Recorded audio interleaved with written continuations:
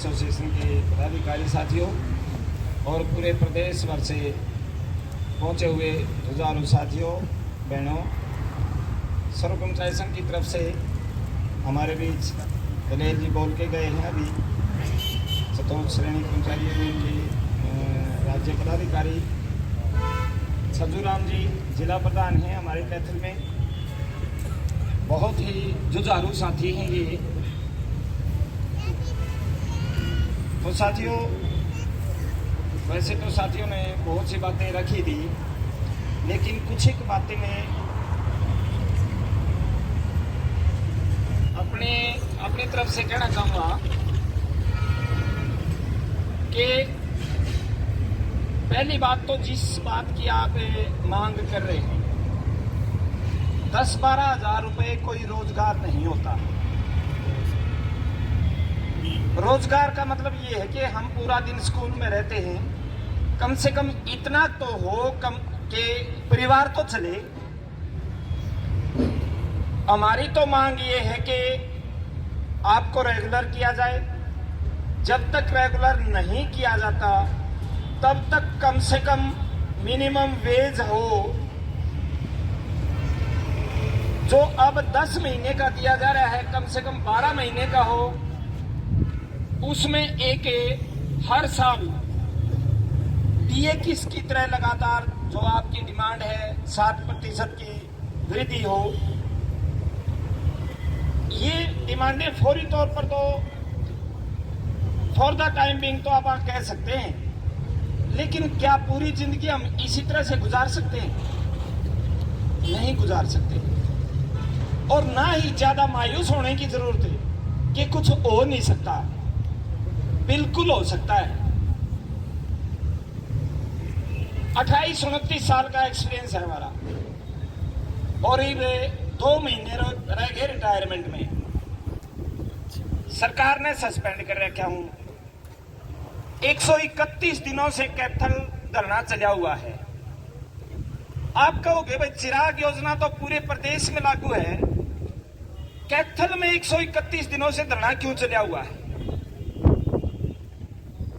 क्योंकि कैथल में हमने अपने लेवल पर सबसे पहले तो जितने भी संगठन टीचर्स के थे उन सब की एक तालमेल कमेटी बनाई, और इस चिराग योजना के विरोध में पहला ज्ञापन हमने 8 सितंबर को मंत्री के माध्यम से मुख्यमंत्री को देने की बात की। तो वहां बैरिकेड लगाए गए, धक्का मुक्की हुई, वो तोड़ दिए। जैसा भी था, मतलब मंत्री के गेट पर पहुंच के वहां हमारे साथियों ने वहां अपनी तरफ से बातें रखी। तो एक साथी जो हमारे प्राथमिक शिक्षक संघ के जिला प्रधान थे सुरेश द्रविड़, उनको सस्पेंड कर दिया। अगले ही दिन हमने डीओ ऑफिस घेर लिया, चारों तरफ से घेर लिया। उसी दिन उसको बहाल करवा लिया। दूसरे दिन सरकार ने 3 दिन के बाद उनके ऊपर राजद्रोह का मुकदमा लगा दिया 124A। फिर पूरे जिले के शिक्षक टीचर इकट्ठे हुए, और सिर्फ टीचर नहीं, स्कूल चारदीवारी के अंदर काम करने वाले जो भी साथी हैं, चाहे आप LA हैं, कंप्यूटर टीचर हैं, 4th क्लास हैं, लगभग सभी साथियों ने पार्टिसिपेट किया। और एक बहुत बड़ा प्रदर्शन कैथल के अंदर किया गया, और उसी दिन से हमने वहां उस राजद्रोह के मुकदमे के विरोध में चिराग योजना, स्कूल मर्जर के नाम पर लड़कियों के जो सारे स्कूल बंद कर दिए, 4801 स्कूल वैसे खत्म कर दिए, उसके विरोध में हमने वहां शुरू किया। फिर हमने ये देख लिया भाई ये जो लड़ाई है ये बहुत बड़ी लड़ाई है। सरकार की नीयत बिल्कुल मतलब वर्स्ट हो चुकी है। वो इन स्कूलों को पूरी तरह से ताले लगाना चाहती है। वरना ये तो एक अजीब सी बात नहीं है कि कोई मुख्यमंत्री जिसकी जिम्मेवारी है एक सोशल स्टेट के अंदर, ये जिम्मेवारी है शिक्षा, स्वास्थ्य, रोजगार देना सरकारों की, और वो ही मुख्यमंत्री ये कहे कि भाई सरकारी स्कूल से निकल के प्राइवेट में जाओगे तो सरकार फीस देगी। बिल्कुल अजीब बात है ये। और इस एक बात के अंदर ही सारी बातें वो आ जाती हैं कि ये सरकार इन स्कूलों को टोटली बर्बाद करना चाहती है, बंद करना चाहती है। उसी दिन से हरियाणा विद्यालय अध्यापक संघ दूसरे साथियों को साथ लेके और आंदोलन चलाए हुए। अब मैं आपको एक बात और बताना चाहता हूं। हाँ, उससे भी बड़ा मंच हमने वहां बढ़ाया किसानों को, मजदूरों को, जिनके बच्चे हमारे पास पढ़ रहे हैं, अभिभावकों का एक बड़ा मंच बना के हमने 56 संगठन जोड़े उसके अंदर 56, और जन शिक्षा अधिकार मंच का गठन किया। अब हमें उसे चलाने में कोई दिक्कत नहीं। हर रोज एक संगठन बिठा जहां, और बुजुर्ग हैं कुछ हमारे किसान साथी, वो लगातार दिन रात वहां रहते हैं, अपने साथी बातचीत करके आगे हैं, तो बताएंगे आपको क्या बात हुई। तो मैं 2 मिनट ही आपके बीच में रहूंगा। तो साथियों, एक बात तो मैं ये कहना चाहता था कि आप ये तो बिल्कुल ना सोचो कि भाई हम पक्के नहीं हो सकते। कई बार कह देते हैं कि हम तो कॉन्ट्रैक्ट पे। हाँ, अपने स्कूलों में ये बैठे हैं छज्जूराम और दलेल सिंह, 1.5 घंटे का पार्ट टाइम होता था। कोई सोच सकता था 1.5 घंटे का पार्ट टाइम भी पक्का हो जाएगा। उसकी शुरुआत भी सबसे पहले कैथल से की। हमने 2003 की पॉलिसी को, एक दिन हम वैसे किसी दूसरे मैटर में स्टडी कर रहे थे, तो हमने देखा भाई अपना पार्ट टाइम इसमें रेगुलर होता है। हमने डीओ वगैरह से और बात करी, ना जी ऐसा तो हो ही नहीं सकता। वो कैसे नहीं सकता? एक पॉलिसी है जिसके जो नॉर्म हैं वो हमारे पार्ट टाइम के ऊपर फिट होते हैं। उसके अंदर ये थोड़ा लिखा होता है कि कौन पक्का होगा कौन नहीं होगा। जो भी नॉर्मों में आ गया वो पक्का होगा। हमने बिना स्टेट से पूछे कैथल में धरना शुरू कर दिया। ये साथी प्रत्यक्ष गवाह हैं, दलेल जी भी, ये भी। 40 दिनों तक धरना चला, कोई डाय नहीं ढावा कि भाई ये रेगुलर भी हो सकते हैं। 40 दिनों के बाद हम इनको लेके, दलेल जी स्टेट के थे, ये भी थे, इनके साथ मैं भी गया। खंडेलवाल मुख्य क्या नाम अपने डायरेक्टर होते थे, पूरे का पूरा डायरेक्टरेट और डायरेक्टर एक ही बात पर अड़े हुए, ना जी ऐसा तो हो ही नहीं सकता, पहले कभी हो ही नहीं। हमें विश्वास था कि पॉलिसी के अंदर एक ऐसी लाइन आई हुई है जिससे पार्ट टाइम रेगुलर होगा। सिर्फ उसमें कंडीशन एक थी कि सैंक्शन पोस्ट के अगेंस्ट लगे होने चाहिए। अब कई बार कुछ बातें सारा हर जगह नैतिकता भी नहीं चलती। अगर आप ये मान लेते हुए पार्ट टाइम है, जिस पोस्ट के ऊपर लगा हुआ है पार्ट टाइम की पोस्टें नहीं होंगी, हमने तो उसी को पोस्ट मान लिया। भाई जब ये लगा हुआ है यहाँ, इसको पे मिल रही है, तो चाहे यह पार्ट टाइम की सही पोस्ट तो है। इसमें ये कहां लिखा हुआ है कच्चा और पक्का? एक शब्द के ऊपर 40 दिन निकल गए। नमस्कार। हमारे बहुत ही जुझारू और मार्गदर्शक जर्नैल सिंह सांगवान जी हरियाणा विद्यालय अध्यापक संघ के पूर्व राज्य प्रधान भी हैं, आजकल जन शिक्षा अधिकार मंच के राज्य कन्वीनर हैं, संयोजक हैं। इन्हीं के मार्गदर्शनों से कैथल में वो धरना आज 131वें दिन चला हुआ है। तो साथियों बस 1 मिनट और मैं बात रखूंगा। पूरा डायरेक्टरेट एक तरफ का है कि ये नहीं हो सकते रेगुलर, हम 5-4 जने एक तरफ हम कहा ये रेगुलर हो गए। तो लास्ट में हमने खंडेलवाल को कहा कि जी छोड़ो आप इस बात को, अंडरलाइन कर रखी थी हमने डेड लाइन। आप इस डेड लाइन को पढ़ के और ये कह दो भाई ये रेगुलर नहीं होते, लेकिन इस डेड लाइन को पढ़ दो। कहने लगे मैंने तो ये जारी नहीं की। हमने कहा ये पॉलिसी आप नहीं जारी करोगे, चीफ सेक्रेटरी जारी करेगा। ये तो चीफ सेक्रेटरी की है, हर जगह लागू होगी। वो समझ गए कि ये जानते हैं कुछ।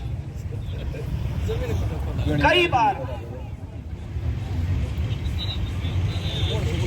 जो लड़ाई होती है ना हमारी, वो 2 टाइप की होती है। एक फील्ड की लड़ाई जो आप मजबूत कर रहे हो, एक नेतृत्व की लड़ाई कि वो आपकी कम भीड़ से ही कैसे ज्यादा से ज्यादा अधिकारियों से निकलवा सकता है। उसमें अधिकारियों की आंख में आंख मिला के बात करने की उकत है भी कि नहीं है, या वहां जाके चमचागिरी करते हैं।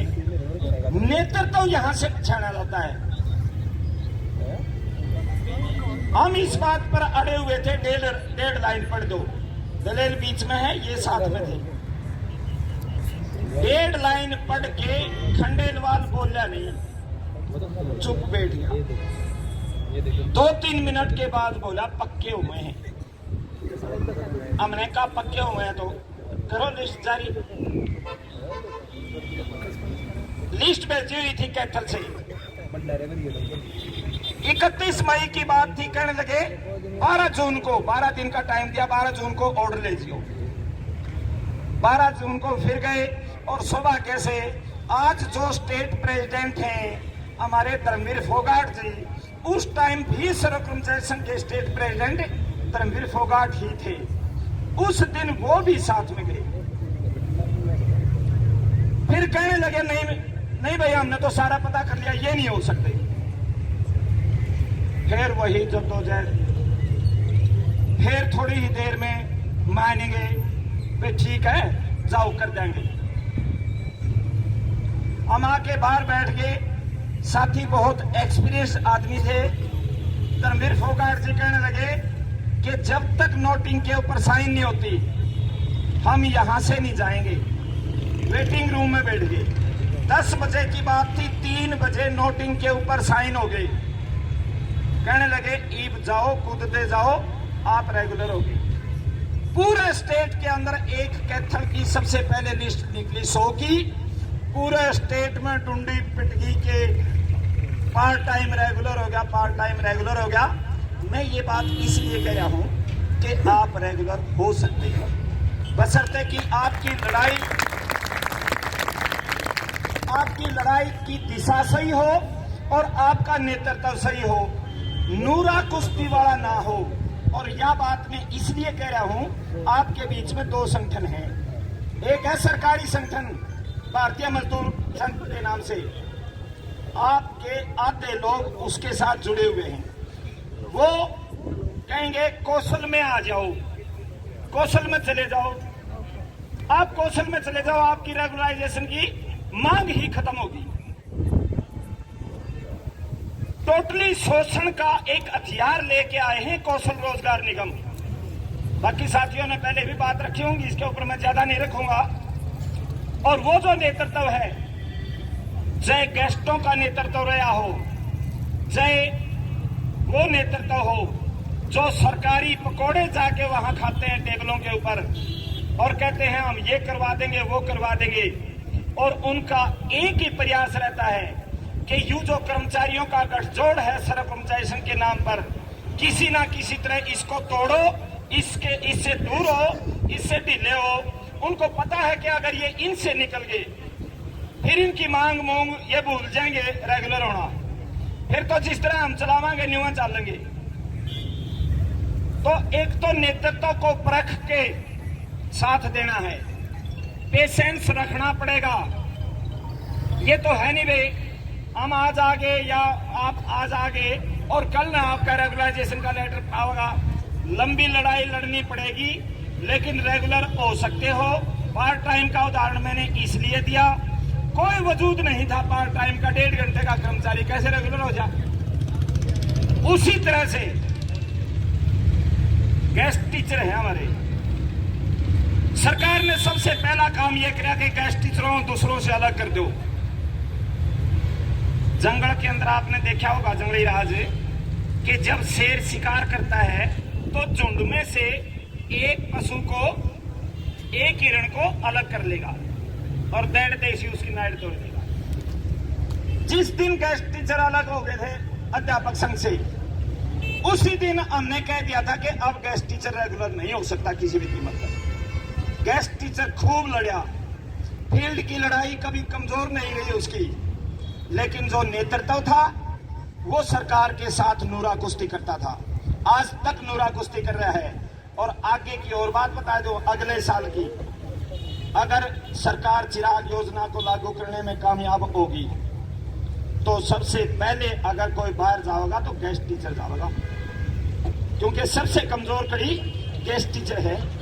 और ये जो चिराग योजना है, आप और हम बेसिक उसको सही मतलब ज्यादा शिद्दत से ना ले रहे हो, लेकिन सरकार इसको बहुत शिद्दत से ले रही है। सरकार हर वो काम कर रही है ताकि ये चिराग योजना ज्यादा से ज्यादा लागू हो सके।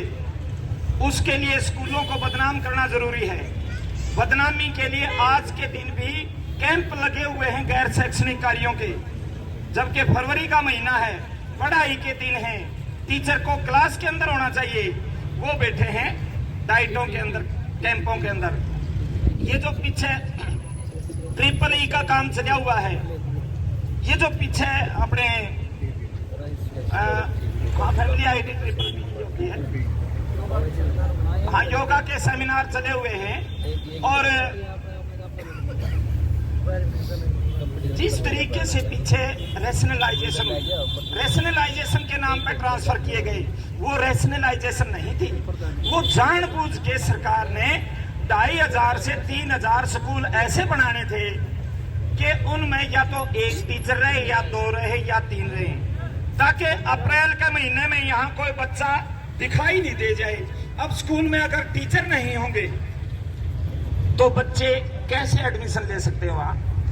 और फिर ऊपर से सरकार ये कहे कि अगर आप प्राइवेट में चले जाओगे तो सरकार फीस दे देगी, तो वहां कोई रह सकता है। 2,500 से 3,000 स्कूल हैं ऐसे। और ये वैसे नहीं हो कि भाई टीचर नहीं थे, टीचर कम हैं, 50,000 की संख्या कम थी, लेकिन इतनी भी कम नहीं थी कि कहीं एक टीचर रहे, कहीं 2 टीचर रहे। वो कैसे किया गया? एक एक स्कूल में तो कुंद डाला दिया, यानी एक एक सब्जेक्ट के 2-2, 3-3, 4-4, साइंस के तो 5-5, 6-6 तक एक स्कूल में। और 6 स्कूल ऐसे बना दिए जिसमें एक भी ना टीजीटी ना पीजीटी साइंस का। मेन सब्जेक्टों को इस तरह से मतलब अव्यवहारिक रेशनलाइजेशन से डिस्टर्ब किया कि 2,500 से 3,000 स्कूल अब की बार पूरी तरह खाली होंगे अगर वहां के टीचर या मतलब लोगों को हम समझा नहीं पाए तो। इसीलिए साथियों हम कहना चाहते हैं, यह जो लड़ाई है स्कूल बचाने की, ये अकेले टीचर की नहीं है, और ना हमें ये गलतफहमी कि अकेला टीचर इसको जीत सकता है। यह लड़ाई जनता की है। अगर ये स्कूल बंद हुए, जो सरकार स्कूलों के अंदर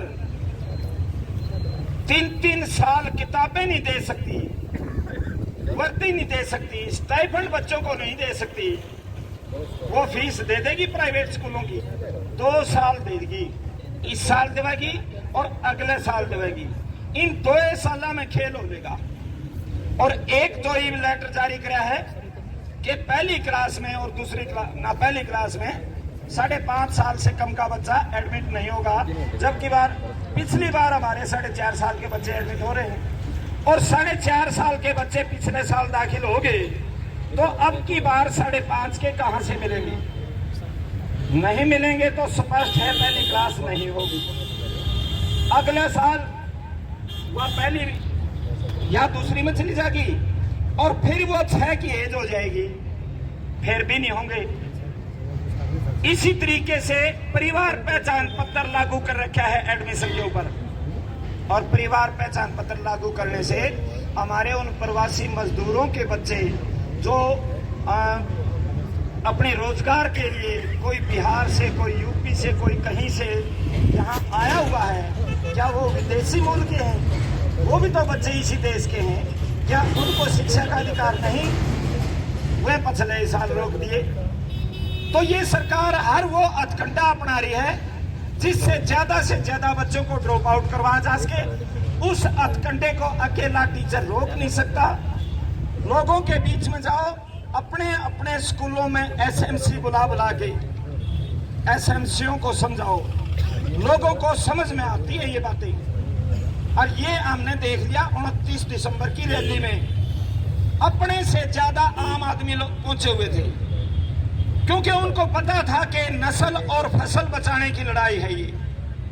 पहले किसानों ने फसल की लड़ाई लड़ी और अब वही लोग इस नस्ल को बचाने के लिए स्कूलों की भी लड़ाई लड़ेंगे, बशर्ते कि आप उनको नजदीक लगो और आप उनको समझाओ। और ये काम स्कूल के अंदर काम करने वाले, चाहे मिड डे मील है, चाहे 4th क्लास है, पार्ट टाइम है, गेस्ट टीचर है, कंप्यूटर टीचर है, लैब सहायक है, यू अपना सबका साझा काम है। तो साथियों, ज्यादा कुछ ना कहते हुए साथी आ चुके हैं। मैं इसी आशा और उम्मीद के साथ कि आप लड़ाई लड़ते रहो।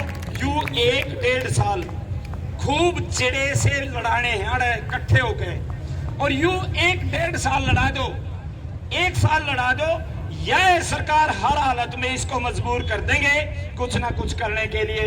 लेकिन 1.5 साल सतर्क रह जाओ। जय संघर्ष, जय।